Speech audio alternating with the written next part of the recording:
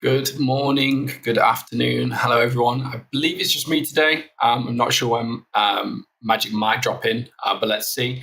Going to do a quick update on what's going. Price is certainly moving. I'm just going to go over a couple of things that have occurred over the weekend, what's really been coming in today so far, and why we're getting the movement that we are right now, and some potential levels that we want to hold, some potential levels that we can look to target.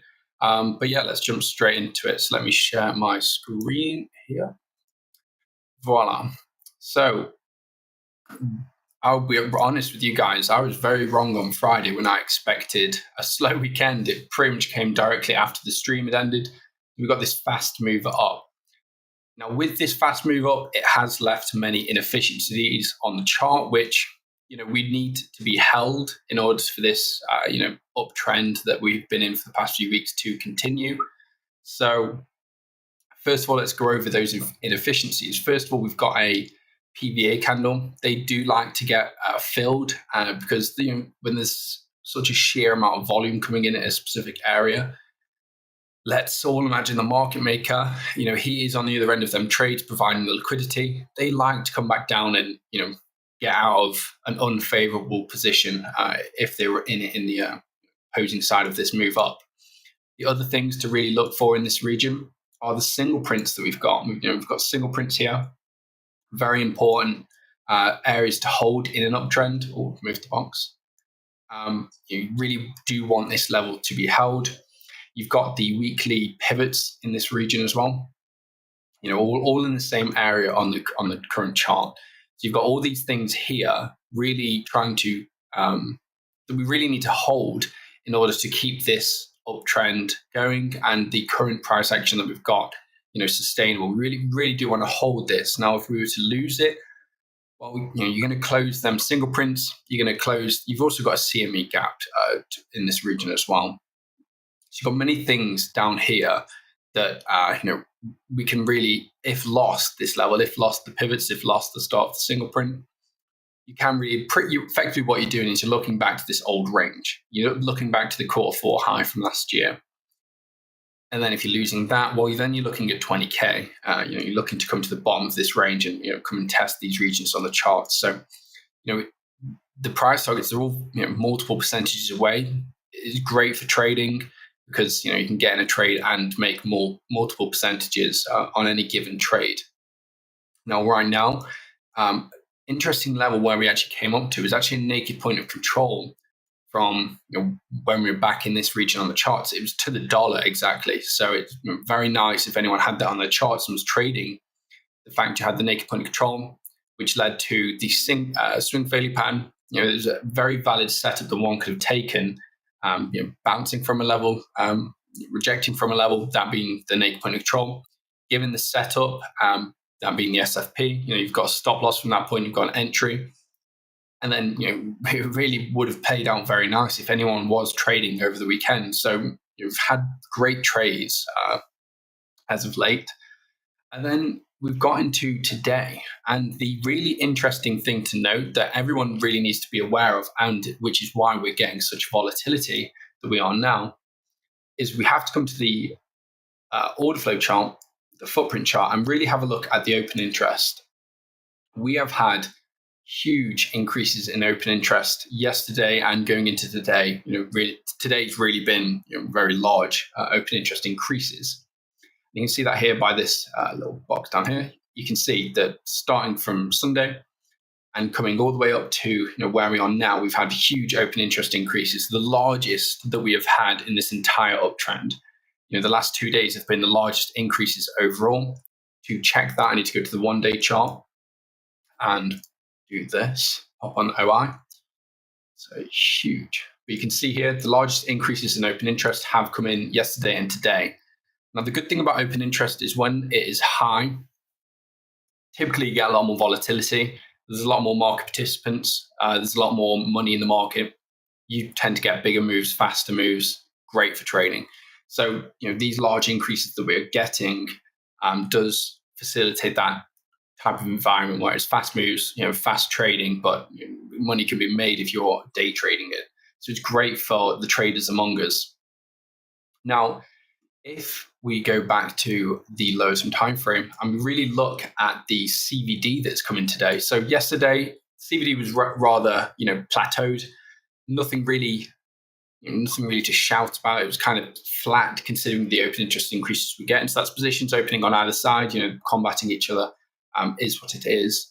But then today, CVD has just been on an absolute tear to the upside. And no matter where you look in the chart, you will see that the huge increases in open interest have come in with huge increases in delta, positive delta, which means there's a lot of aggressive market buying here. So with that being the case, you really do want to be looking. It's great if you're in along from lower, but this is not the place to be buying. So can we look at these people, these aggressive buyers that are coming into the market in this point and say, smart money, good buys? Can we really say that? With the current information that we've got, you would argue against that case. You would say, the buying the highs is just not the place to, be buying, and it's not. So, is smart money buying up here? No. Well, why are we getting such large open interest increases on aggressive buying in this region on the charts? It baffles me, but obviously everyone's thinking the low is in. Everywhere else you go with all the other crypto influencers, they're all going to be saying, lows in, trend's great, 100K coming next week type thing. Exaggerated, of course, but that's the type of thing you're going to be hearing everywhere. But the thing to take note of is when you're getting such indiscriminate buying in these areas, like they don't have setups. There's no setups that are causing these people to buy. When you have that type of environment, you're going to get fast moves to take them type of traders out. So I was mentioning in the live stream that we just we did a live trading session. Didn't get a trade in there because the whole trade came very fast. But we gave a box, and I gave the box that was just above us for everyone to take a trade from, and it came just after just before this stream started, and just after the stream had ended. So we were prepared to take the short from these regions, and the reason that I said I buy as shorts is because one, I buy as shorts with tight stop losses, because when you have such a huge amount of retail coming in and buying this Bitcoin, when you have such a large amount of retail coming in and buying, you tend to get fast moves going against them to take them out of the market. Granted, they might not be the biggest moves. The longs have been the way to make a ton of money. If you just held along and sat in it for the past 2 weeks, you're winning. But right now, for the day traders, for the people that are in and out every day, shorts have been very tasty all day. And the reason is purely because you've got so much liquidity there on the buying side that when you start to get them moved down, you start to trigger a cascade of people taking stop losses, liquidations. You trigger that cascade, and then you get these fast moves where it wipes out all the market, and in a few minutes you can make a multiple percentage. And you've had two very valid setups today, and I've been trying to scalp this short all day. The one long setup that you had was very quick, in my opinion. Today it came earlier on in the day. It was very quick. It wasn't SFP.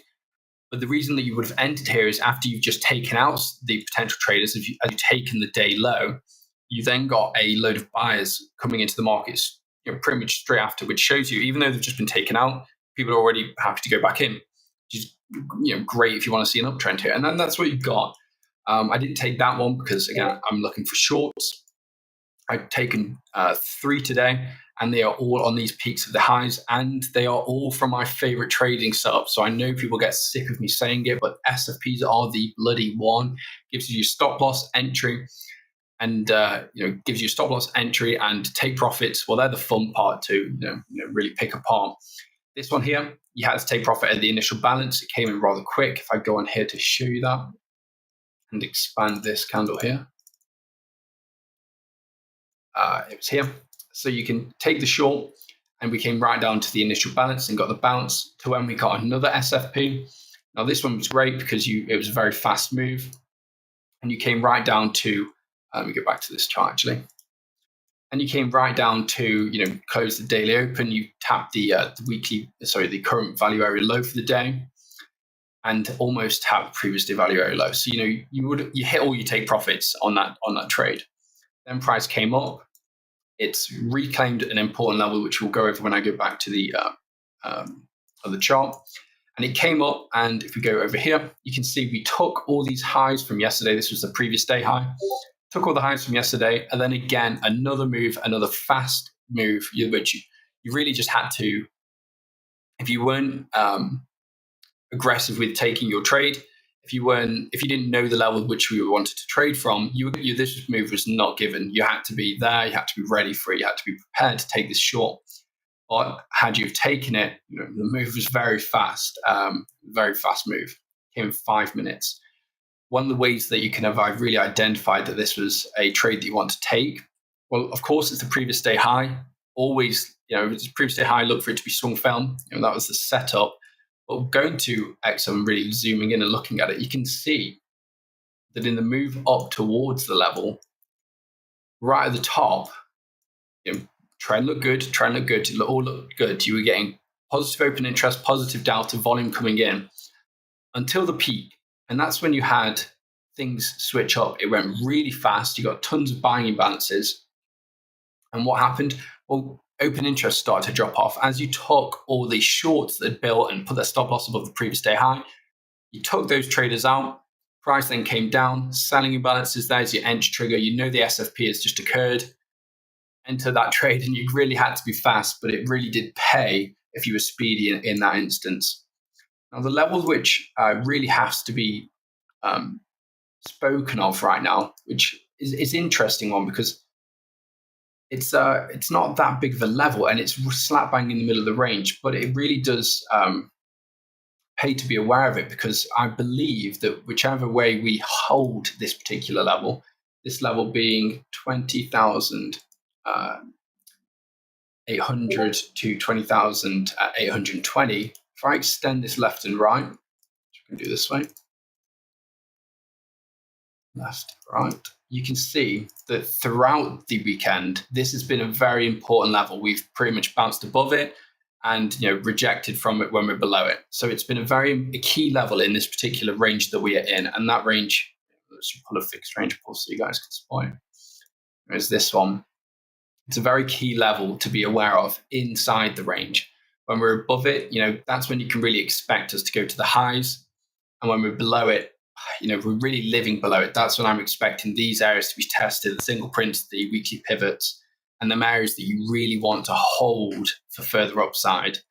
Targets to the upside. The only real one that I'm really being aware of and taking note of is the old weekly naked point of control that we've got. It came from way back.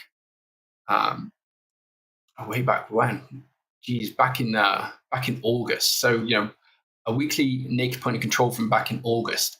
It's one of the only real areas that I'm looking for in between there and the Q3 high. Considering how strong the naked point of control was over the weekend, it's certainly a level that you should be aware of and at least be taking profits from if you're in a long, because the naked point of control played out so well, and but it's no point thinking, okay, I'm going to take a short from that level. Like the naked point of control, you get given a setup around those levels, and they're the ones that you want to take to really effectively trade. If you're setting a limit order here, there is a chance that we blast straight through it. But if you are aware of this level and are watching when price is coming into it, you're given a setup nearly all the time. So trading into today, be aware of the 22,800 region. Be aware of the weekly pivots. You've got single prints around that region, which you need to be held in an uptrend. You want to hold those inefficiencies. If you start to break in below them, it's a weakness in the uptrend, and you really, I'd be expecting it to tank rather heavily. It's a very large single print, and I really would expect it to come down to at least the Q4 high. Losing that again down here, down to the Q3 open, down to 20K. But you're getting buying here, which is a great thing for an uptrend, until this little range is flipped, and then it becomes the worst thing that could have happened with all the trap traders. But yeah, that's pretty much the only thing that you really need to know in the immediate with the current price action that we've got. lot of buying, a lot of open interest coming in. So expect volatility. So be cautious on your trades. And like I said to the guys in the live trading stream that were just in there with me, my bias is towards taking shorts purely because I like to trade against the retail. And when retail is buying as much as they are, tend to get fast moves. And it's paid off today. I will be wrong one day, and we will blast off again to the upside. But until then, I'm more than happy to take shorts in this region, more than happy to day trade it and take profits quickly. Tight stop losses is really the way to trade it in this volatile market that we're currently getting. So it's great for the day traders. It's iffy if you're a swing trader, because these are the types of areas where you can see this buying coming in, which as soon as it's flipped, that's the time to maybe start to think about closing out of them longs and buying in again a bit lower. But yeah, it's really been enjoyable to trade today. So yeah, have fun. Happy trading, everyone. I'm going to call this stream here. Take care, everyone.